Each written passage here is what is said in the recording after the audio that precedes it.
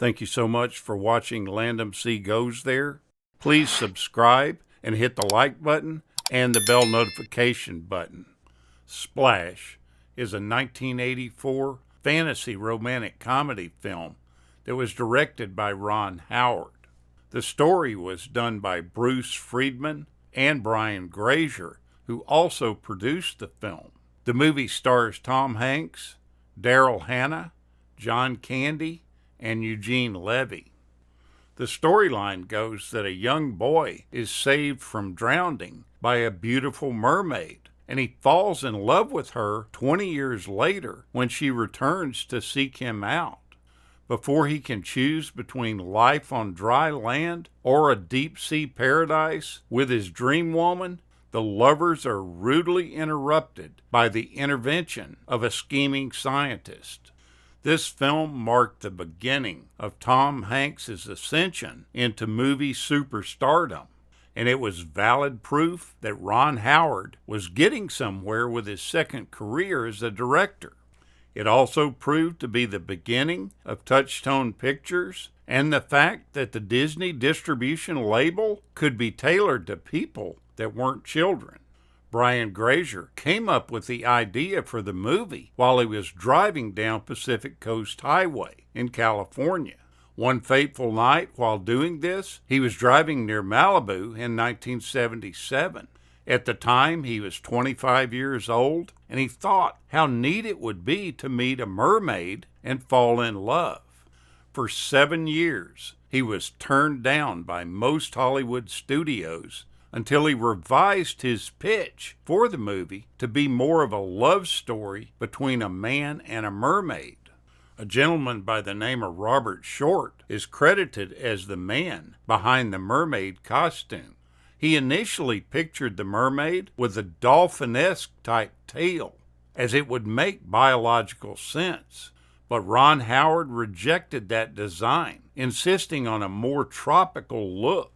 He then redid the tail to be based on a koi fish.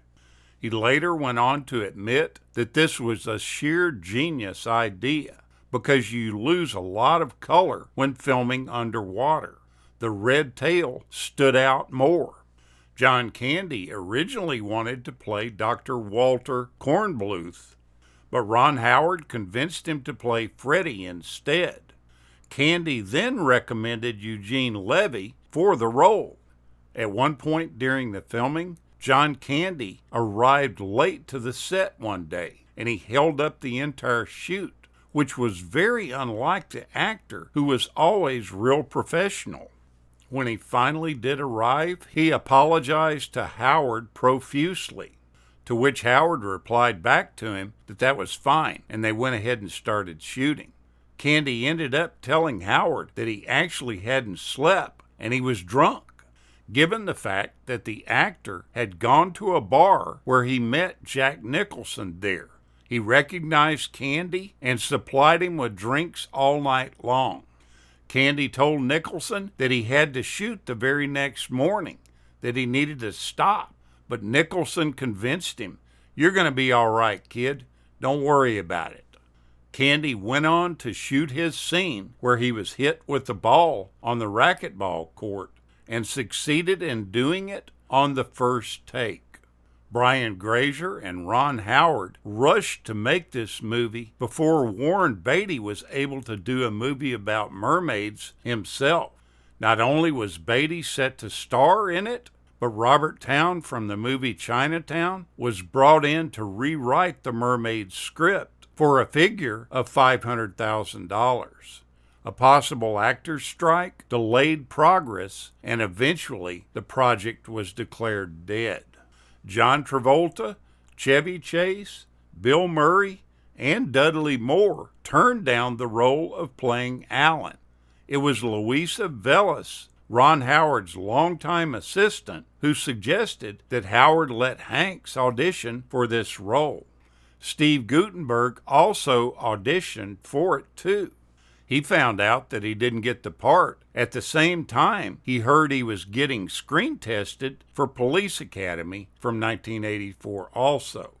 Daryl Hannah's Finn weighed 35 pounds, and it took technicians 3 hours per day to put that 30-pound rubber fin on her.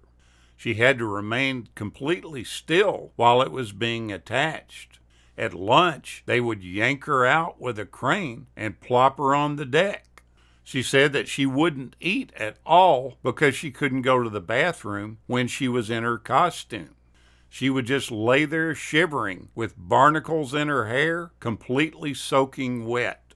She also states that she spent so much time in the water that she found herself being befriended by actual fish. The fish in the neighboring area looked at her like she was another fish. Kissing Tom Hanks wasn't that much fun in the movie. Not what you would think, she said. The underwater smooching came with a very high level of technical difficulty.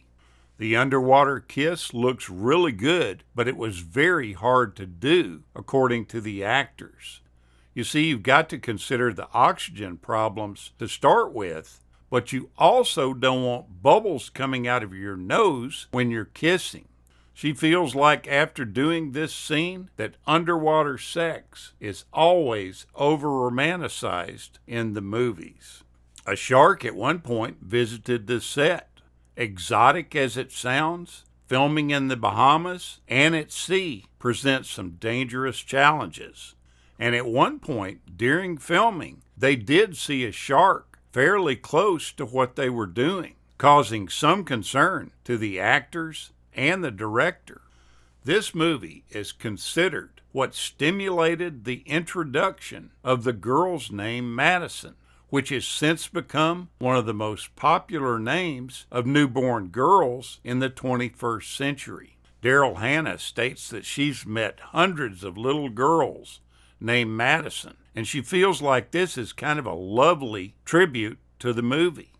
Daryl Hannah has always been a vegetarian, and she refused to eat real lobster for the restaurant scenes. The crew ended up scooping out the insides of a real cooked lobster and filled them with hearts of palm and mashed potatoes. Ron Howard has stated that Daryl Hannah cried after each take over the death of those lobsters for their shells.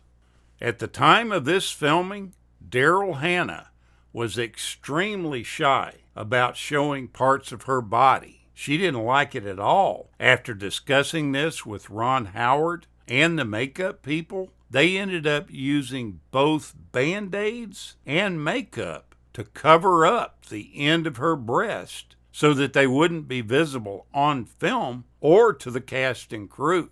This allowed her to be more comfortable during the filming anyway. This is a great fun movie that got Ron Howard rolling in the right direction and made a start of the director that he's become today. Thank you so much for watching, and we'll continue to chase the classics.